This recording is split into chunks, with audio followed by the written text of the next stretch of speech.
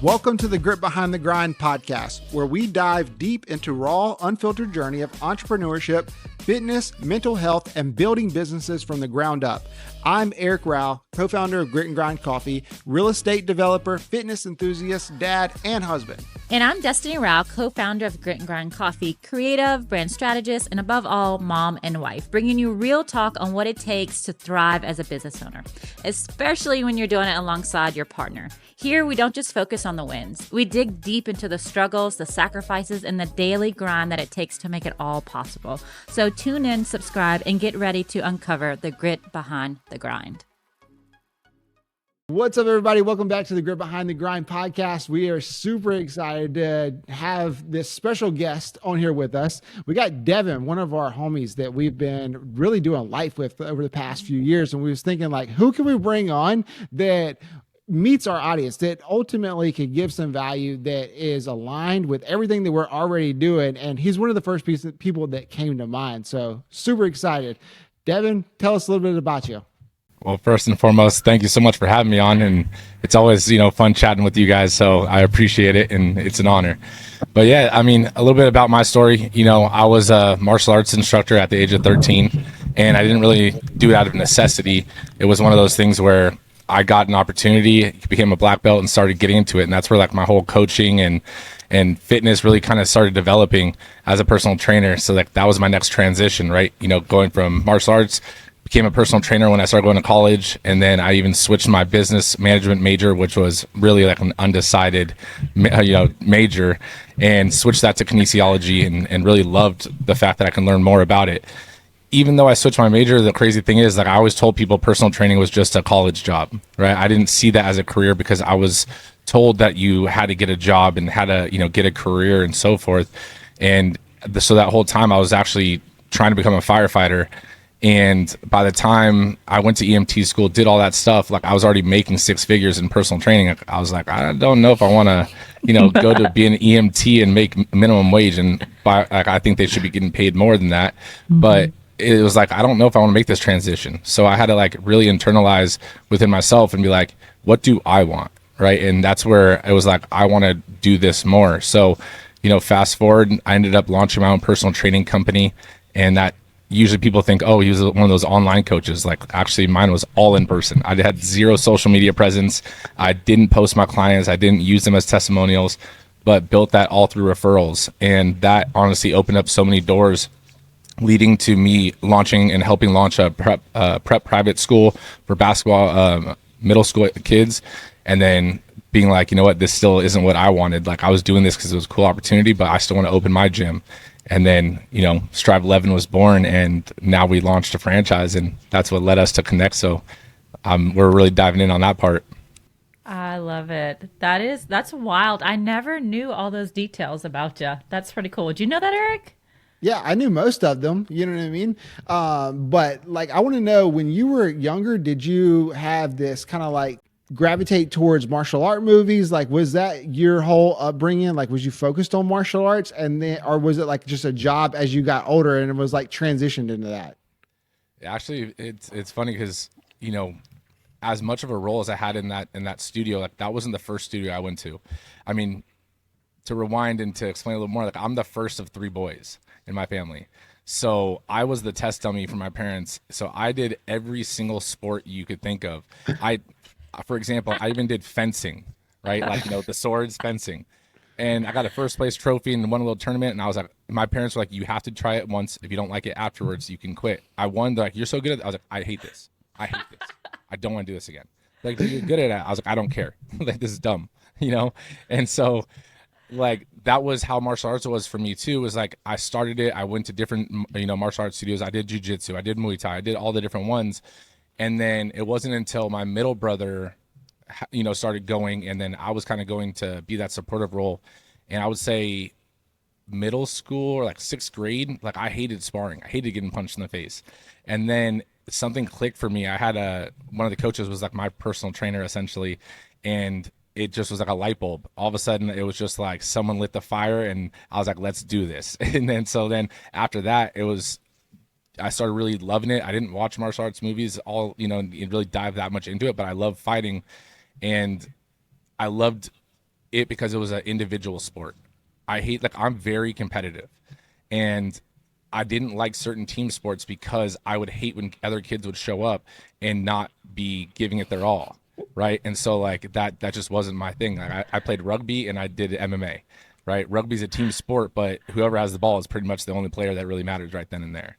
So for me, it was one of those things that I took the opportunity, to be an instructor just because it was given to me, but other people became black belts and didn't get that opportunity. So I knew they saw something. And I think they saw something in my head coach, like saw something in me that maybe I didn't see, because I never was like a born leader in my own mind, right? But I always had a natural gift of communicating and explaining stuff with people. And once I started coaching and stuff for martial arts, then I really loved it because I got to see kids, and I was honestly 13 teaching adults, how to fight and stuff, and seeing them light up with their own personal success and them growing and them getting stronger or whatever it may be.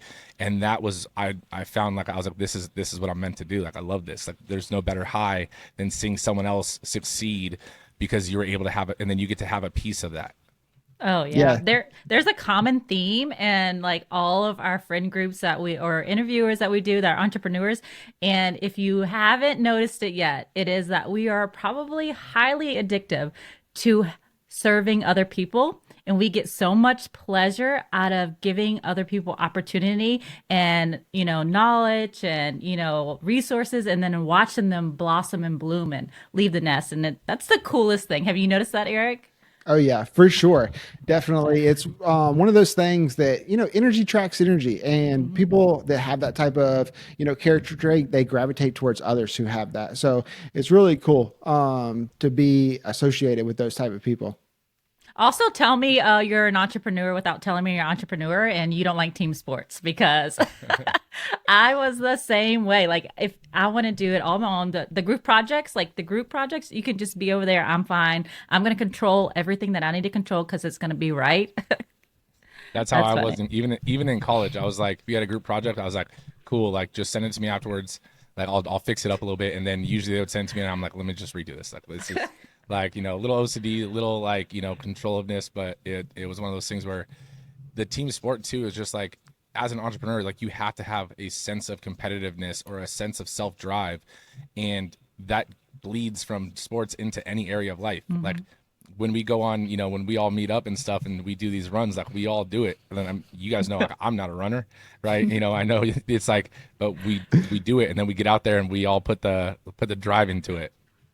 Yeah, I love it. And that's one of the things that I've gravitated towards in fitness. When we last met up and we all did that group fitness piece, it's like, hey, even if you don't feel like doing it, you look to your left and you look to your right and you're like, man, these people are fixing to do it. So they're not finna to show me up. And that just gives you a little bit of fire to like start moving. And it's like 5 minutes into it, it's like you don't even remember that you didn't want to do it in the beginning. You know what I mean?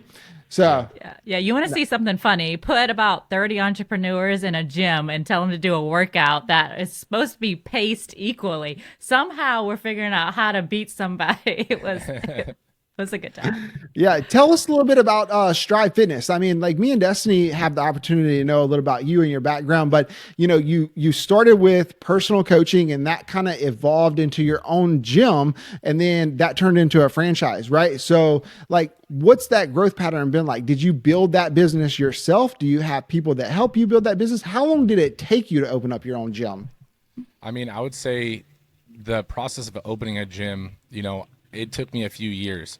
And that was because there was failed partnerships, failed investors, and so forth. And so the main thing was like not getting discouraged at any point that, something didn't go the right way. It was like, okay, well, it didn't happen yet is the whole thing I would tell myself. It's not a matter of if, it's just a matter of when. And so once I had the original idea of Strive and I was testing it out with clients and so forth, COVID was actually the real testing ground for it, because for an entire year, everything was locked down. I was actually running, Strive 11 in the park with my business partner, who was actually formerly my client. And I helped him get ready for a bodybuilding show and everything. And he started becoming a personal trainer. I was like, look, you could do everything that you're doing, but I've already done that. Just join me. I pitched him the vision. And he was like, okay, I'm in. Let's do this. So during COVID, we tested it out and everything. And then 2021, we were like, okay, everything seems like it's settling down. If it goes the opposite way, we'll figure it out when it happens. But we got our location in 2021, and then it really started growing, honestly, fairly fast. And I think it's mainly the model, which I'll explain in a second. But 2 years into it, it was like, now we have a decision: either launch the franchise model like we wanted to, or open our second location. But that decision, it had some weight to it. So we really talked within ourselves. It's like, we can open a second one, no problem. But if we open the second one, am I going to be able to give enough attention to the franchisees? And so that was one of those like two-edged swords, because it was like proof in the concept. By multiplying it, it would have been a lot safer. But at the same time, like, my whole thing is like that foundational set of franchises is more important to me than my own locations. So we decided to launch the franchise in 2023. And then, 13 months later of, calling leads. And I mean, you guys have known the process the whole time, calling leads and doing all that. We actually are opening up in Tampa, Florida right now. And then, hopefully if everything goes well, then we'll be opening in Vancouver, Washington, and, Dallas as well.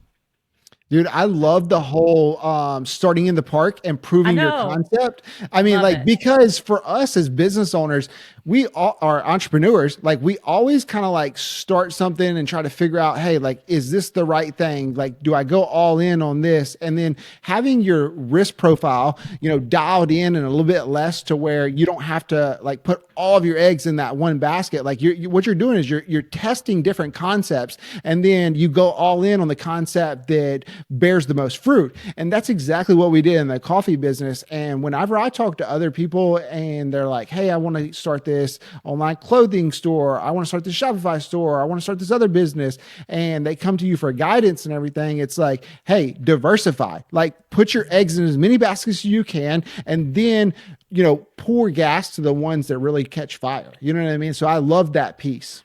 Yeah, and exactly. Starting with what you got. Like, there's so many people that are striving for perfection. And this is coming from a recovering control freak perfectionist. But sometimes you just have to freaking start with what you have, even though the end goal might be this beautiful gym somewhere that's like multiple seven figures. But we started in a freaking park. Like, let's get the thing done. Like, I love it. That's freaking awesome. Yeah, I mean, like to what you're saying exactly. It's like, you could have everything dialed in a perfect business plan. And that's exactly what I thought I had too. Wrote a whole business plan, 30 pages, with projected financials, which really is just guess, Yeah. And so it's like, we did it in the park because originally there was no warm-up station, there was no ab station. And then it was like we were getting jammed up, and this is in a park where we can keep moving the stations further and further apart, and so forth. So that's where we started fine tweaking it and realizing it. And believe me, there was days that no people showed up because it'd be windy or it was raining, but like, we still showed up. And so it was like, that's where you really learn your testing ground. Like, you can test the concept, but still, even then, we had to adjust the model once we opened the doors because it was different, right? So being able to be adaptable and be flexible is all a part of the process. Yeah. You test yourself too as entrepreneurs whenever we're giving limited resources. And it's almost like the universe is like, how resourceful can you be? How bad do you really want it? And that is a determining factor that splits a lot of people. That's where people will take a left and take a comfortable road, and whatever way they decide, that's awesome. But that's where us crazy folks go hard right, and we're like, that's where that grit is built. And that's when you have something special that no matter what, let another COVID come, we're ready for you. We'll pivot. We are absolute amazing problem solvers. Exactly. And I think like to that, it's like, to be an entrepreneur, like, you got to realize that there's going to be problems. I mean, you guys, as well as I know, it's like, once you start growing, you start delegating the task, and a big part of your job now is just problem solving. Like, you are the problem solver, let alone are you're creating and growing, but your main thing is the stress is just from problem solving. And you have to realize that there's an Eric Thomas quote. He tells a story about, he basically was talking to a priest, and he said, how bad do you want it? He's like, you really want it that bad? Show up to the beach at 5 a.m. He showed up to the beach all dressed up in a suit. And then, he's like, all right, walk into the water. He's like, walk out in the water. He's like, I'm all dressed up in a suit. He's like, how bad do you want it? So he's like, I walked out, to my knees, and he's like, how bad do you want it? Come a little further.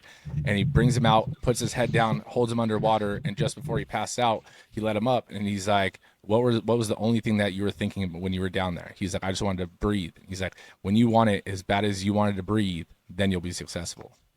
That's yeah, awesome. love it, dude. You know what I mean? You got to have that type of mindset, bro. It's burn the boats. You know what I mean? We talk about this all the time. It's like, you can't listen, prove your concept and then like make sure that you don't have all your eggs in one basket. But then when you figure out what that one thing is, you got to lean in, you got to go all in. Like there is no turning back, because that's the only way that it's going to be successful. And you talk about like, how do you differentiate yourself from other competitors, right? Because most competitors, they're not all in, you know what I mean? They're 80% right at that comfort peak. You know what I mean? They back off the gas a little bit. That's when you got to lay into it. Exactly. So cool. I love it.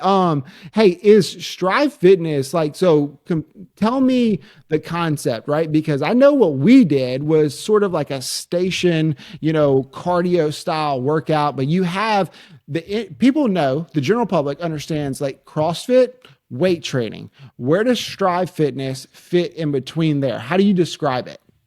So Strive Fitness, I'll start from why it was started. When I was personal training, personal training is expensive to start, right? I had clients paying me anywhere from $80 to $100 an hour, and they had to pay me in like 20 session packages. And so people can only come once or twice a week. If, those ballers would come 3 or 4 times, but it was rare.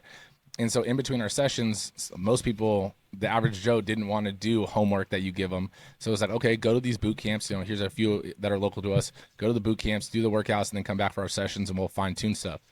And so over the years, these people are going to different boot camps, and they're all having the same issue. And it was like, why isn't anyone solving the same issue? Like overfilled classes, getting charged for not showing up to a class, limited hours, like all these other things.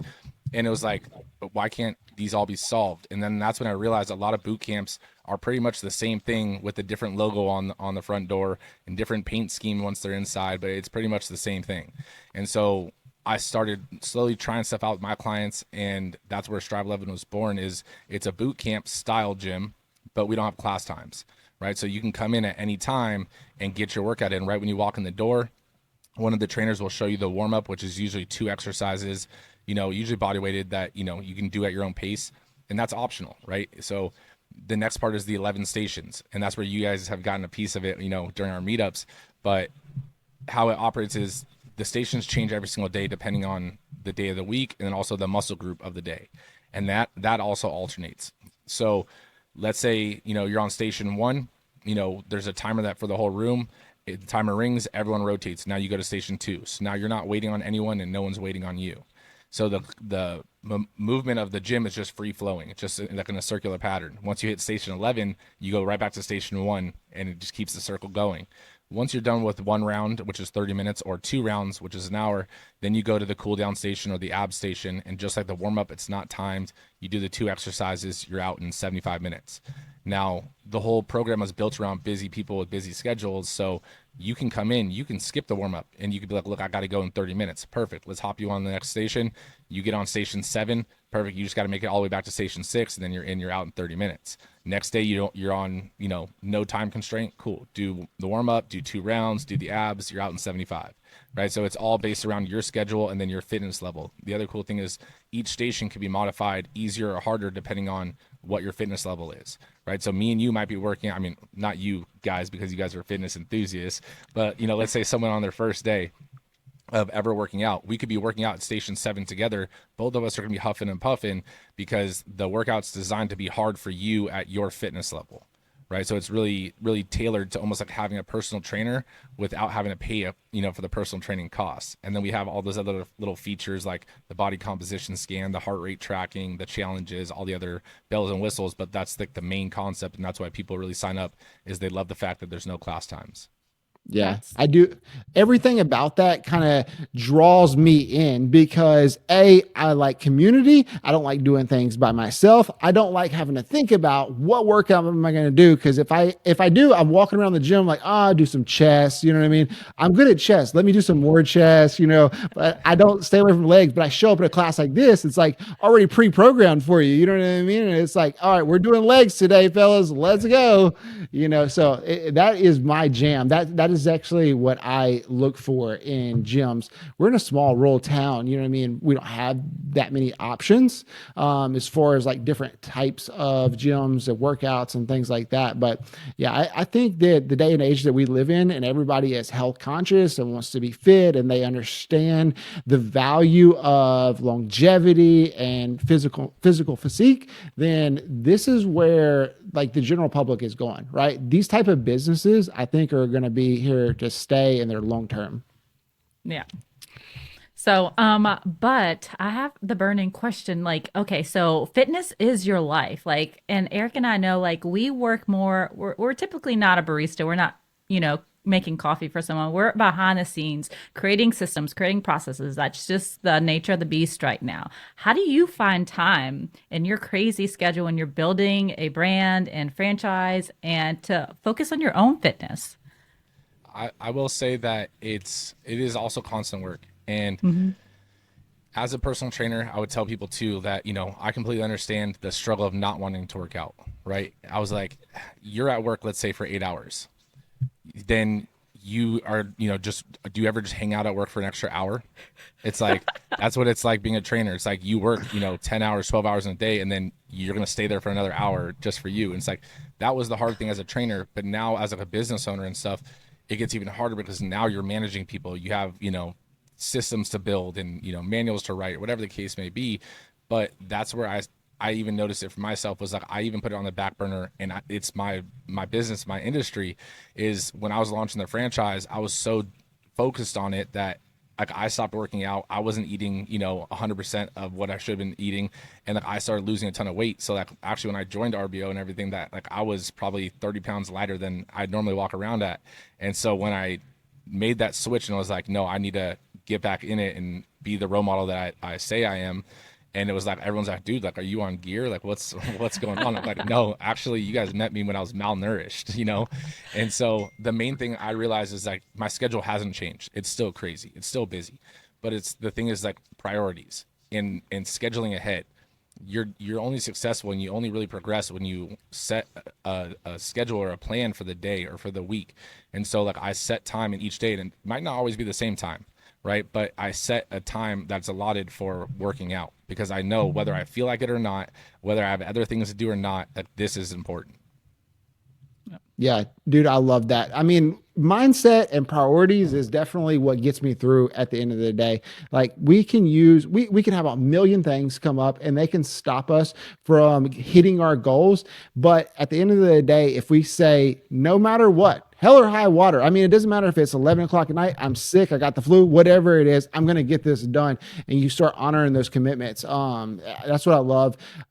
I listen to Trevor all the time on, Instagram or whatever. And he goes on his little rant, you know what I mean? But it's like, it gives me fire sometimes because it's like, dang, man, I wasn't feeling good either. But if this dude's out here doing it, I guess I'll get it done because I'm not going to let him one up me. Yeah. That's the misperception that like, none of us have time. None of us actually want to like go do a long run or a hard workout. But the feeling right after you get done is no other, especially as a high functioning, business owner, whatever. Like we rarely slow down to have that sense of accomplishment, like because we are always chasing we're always thinking of how we could do something better, make some process smoother. But anytime I ever go on a run or work out, I'm a little bit like, heck yeah, like I just did that. That's the only time that the world kind of shuts off. Other than that, it always there's always noise or someone needs something, but it's literally a therapy session.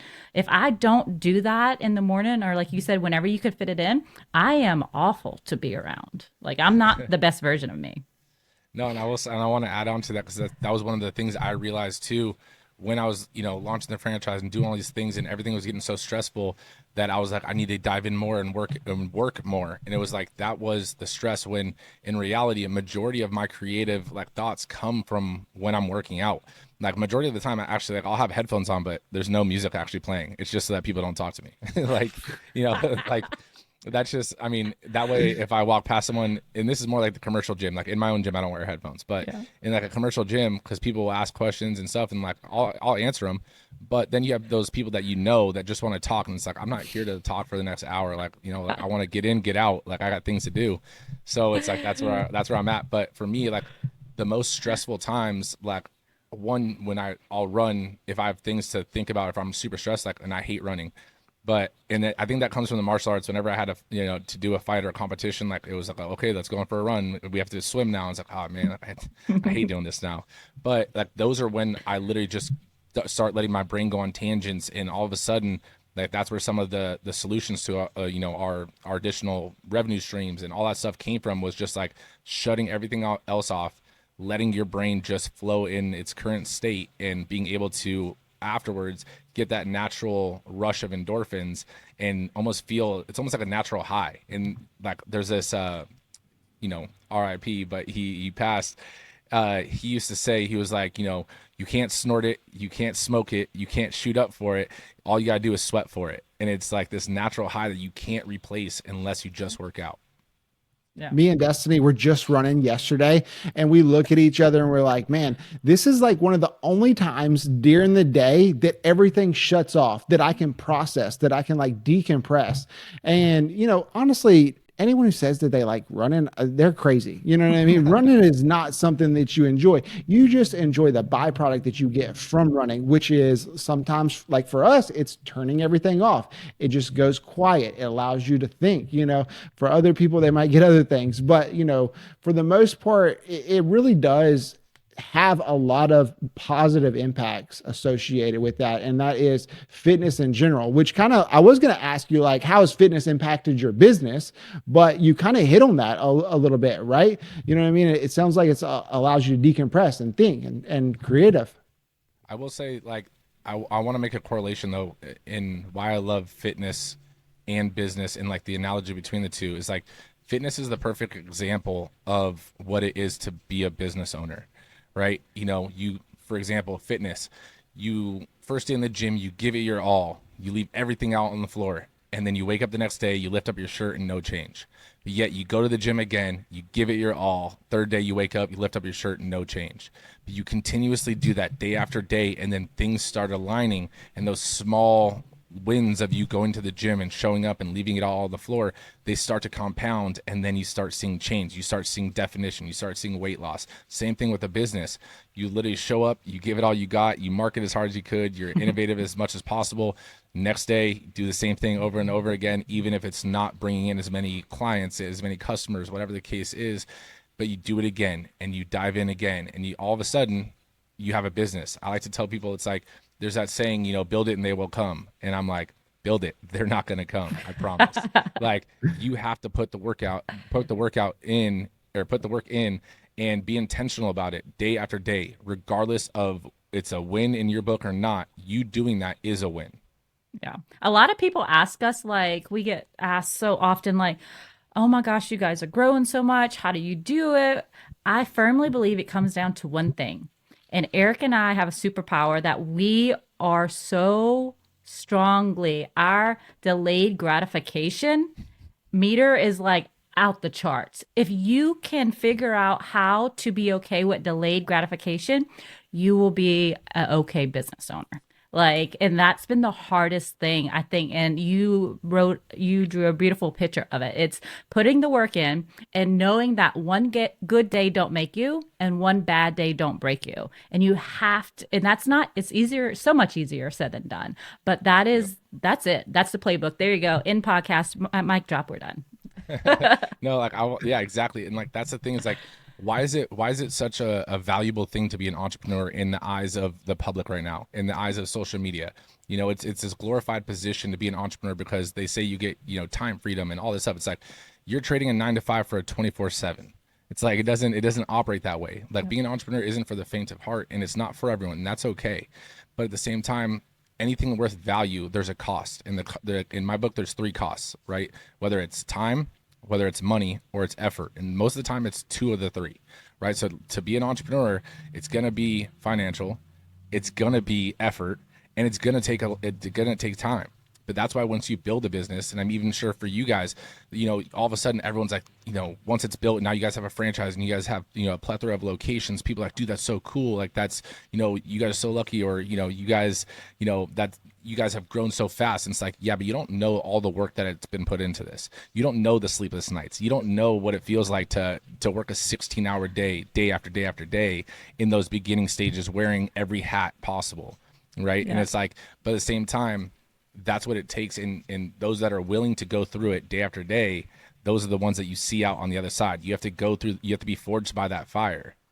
Yeah. How many times did I threaten to get a real job last week, Eric? I was like, I lost count. I was like, I'm going to get a 9-to-5. Forget this.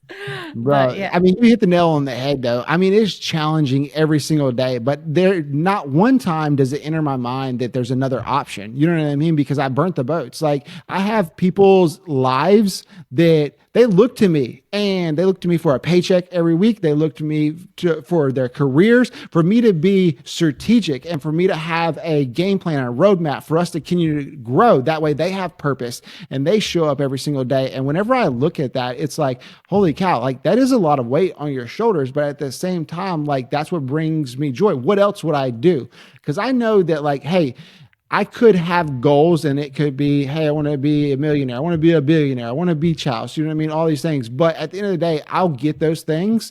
I'm going to obtain anything that I set my mind to. But as soon as I get it, I'm going to want something else. So honestly, like I've put my focus on creating opportunity for other people. And that's where the realm that I just enjoy playing at. And as long as I just show up like that each and every day, the other things, they come and they go, but it's kind of like a river that goes, in and out. I mean, that it is so true. And I think that that's what people don't realize is the stress level.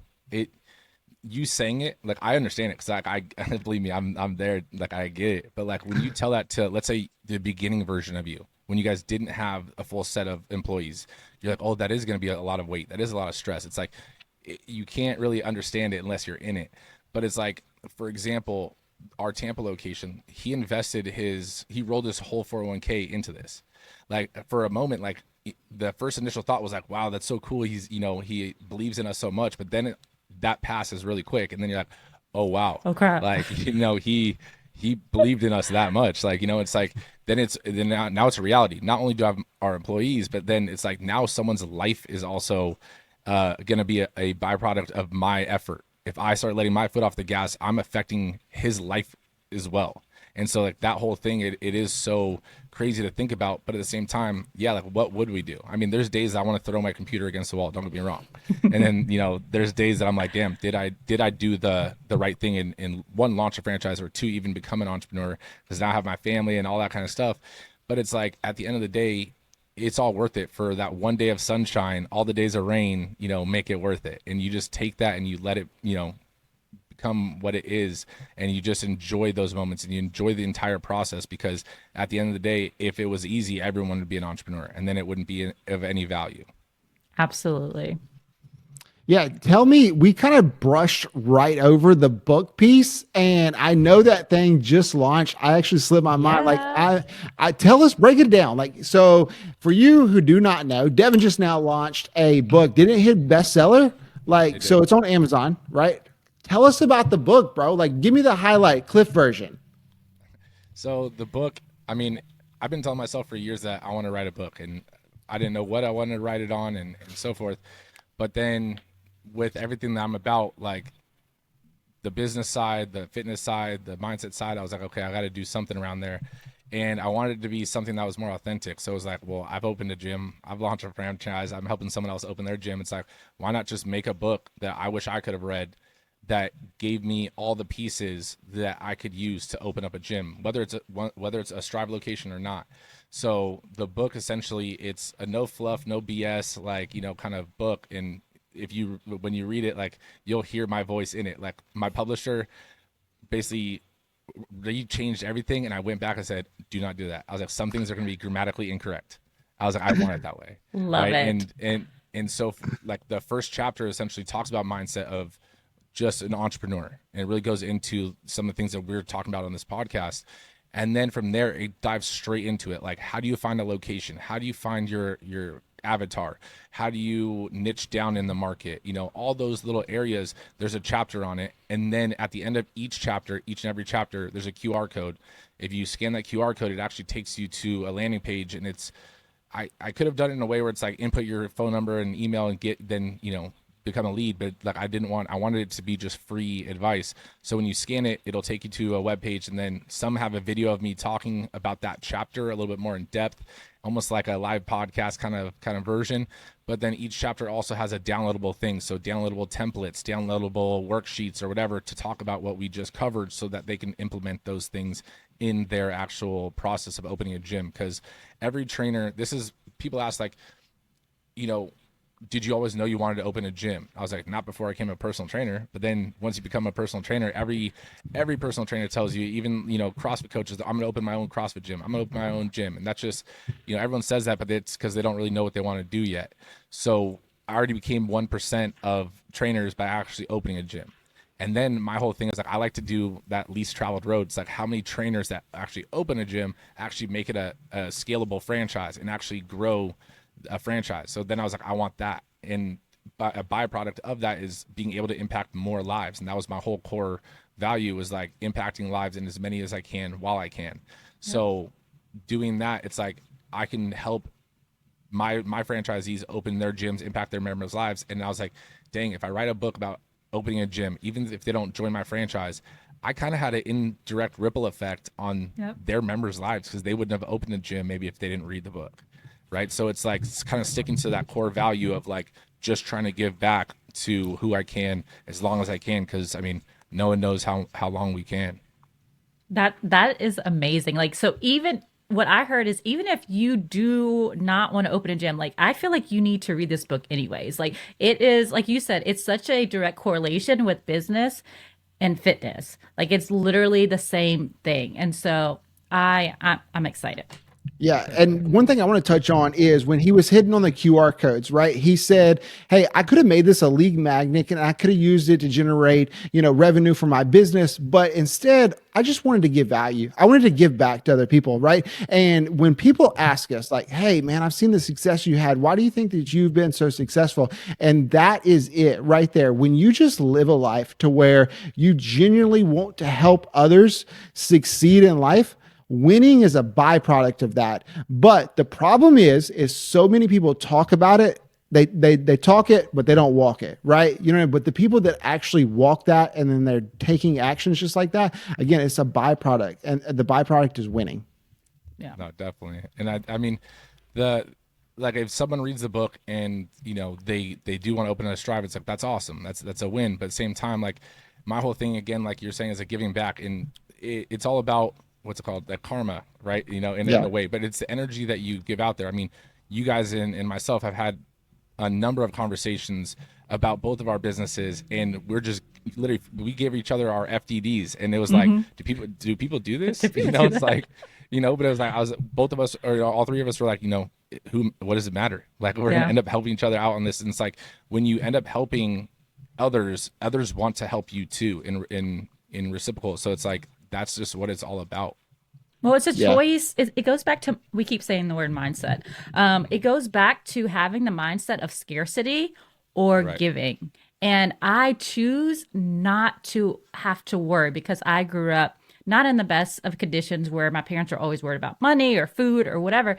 And I was like, I have to break this mindset, or else it's just going to be generational at some point. And so I choose, no matter if it's information, whatever, we are just such givers, because I have to be conscious about choosing not to let myself fall back into that scarcity mindset. And it could be with, you know, with information or money or whatever it is, but it really is a daily choice until you have to break those bad habits mindset. No, definitely. And like, I just want to add real quick onto that. It's like, you view the world, your view of the world is your perception or your perspective. And so if you're viewing things from a scarcity mindset versus an abundance mindset, you're going to view everything and you're not going to see opportunities as they come. But if you view things as an abundant mindset or an open, opportunistic mindset, then all of a sudden you start to notice that you quote unquote are getting more lucky now than you were before. But it's because you're looking at the situations different. You're looking at from how can I transition this versus what is this going to do for me? Right. And it's like that means a ton in the world of just becoming successful or, anything. And if someone thinks that it puts a limiting belief on themselves, like for yourself, you said you didn't come up from the best of situations. It's like you could have said, this is who I am. This is how I grew up. This is who I am. And one thing I like to tell people, and I say it in a way that sounds mean because it catches people's attention on purpose, and then I explain it. So I literally tell them, even in fitness in their weight loss journey, right? They're like, I can't lose weight. And I literally just go, you're not special. And then they're like, wow, okay. No one said that. And it's like, I'm like, yeah, you're not special. Like, you're not special enough for your body to not want to lose weight. You're not special enough that your body is designed in a way that the rest of the entire, population of human beings works, right? Just like you want to open a business. You're not special enough to not open a business. You can do it if you're willing to put the time in, the effort in, or to find the financial means to make it happen. But again, you have to be looking for those opportunities. You have to be taking daily actions, whether it's learning something, how to do it, improve on a skill, meeting a connection. You have to be open to those things. Otherwise, it's not going to happen. The world doesn't care if you want something. The world only cares for the work that you put in to achieve something. Absolutely. 1000%. So we're starting January 2025. What's some exciting things that you have on the calendar for this year? I mean, my goals, I would say for like members and stuff like that, I was trying to explain to some people, it's like, what's the difference between December 31st and January 1st? Right? It's like, it's a date on the calendar. What's the difference between Tuesday and Monday? Right? Again, date on the calendar. So like for me, like my goals are not just 2025. Like we do have 2025 goals for the team to hit, for the business to hit, and so forth. But just like your guys' self, like it's like that doesn't end when the December 31st hits. Nope. Like that goal keeps going. So for us, for 2025, we're trying to bring on 10 new franchisees. But again, it's like if we hit 15, awesome. If we hit 6, awesome. Like again, our goal isn't just limited to that. So I would say last year I had set some goals, and honestly I hit them faster than I thought for some of them. Like get on a stage, did it. I said 3 podcasts, I did like 12. That's and awesome. It was like, and then the other one was to write a book, which was honestly could have done a lot faster. Like I waited until really October to really start digging my heels in and start doing it, and did it in 3 months. And I was like, damn, I could have just done this in the beginning of the year. Like that's crazy. And I think that's what people need to realize. It's like sometimes we set these goals for ourselves that are so far out, let's say a year long, when in reality, if you just start breaking it down, you could probably achieve it a lot faster. But we wait until the last minute, and then we put everything into hyperdrive, and then we're like, yeah, I did it this year. It's like, dude, you could have hit that in half the year and done another goal. That's another characteristic of, I feel like, entrepreneurs. We're very good procrastinators. Like we work really well under pressure. Like my best work, some of it is because, I got some pressure under me. Well, cool. I just know it can get done. Like if I've got 3 days to get something done, I am definitely waiting till day 2, the end of day 2, before I even start it. I'm not even opening the computer and looking at it until then. I'm not that bad. I just say pressure builds diamonds. Absolutely. But I think even if it's not procrastinating, like as I can't say for all entrepreneurs, but I can say for you two and myself, like we like to put more on our plate than necessity. So it's like, even if we're not procrastinating, like the pressure of more allows us to produce too much freedom, too much, time on our hands.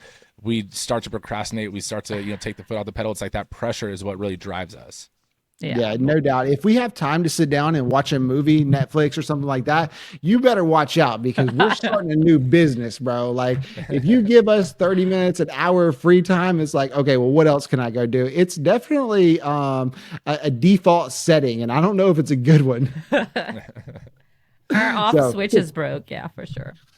Awesome, man. Well, Devan, look, dude, we appreciate you joining us. Appreciate you coming on and just sharing that with our audience. We'll definitely drop that book link in there. So anybody who's looking for that mindset shift, fitness, all of those things, Devan's been a world of resource to us. Like he has a giver's heart. You know what I mean? So anything, I know that all of the information and knowledge in there is going to be beneficial to somebody. So for sure. Yeah. Thank you.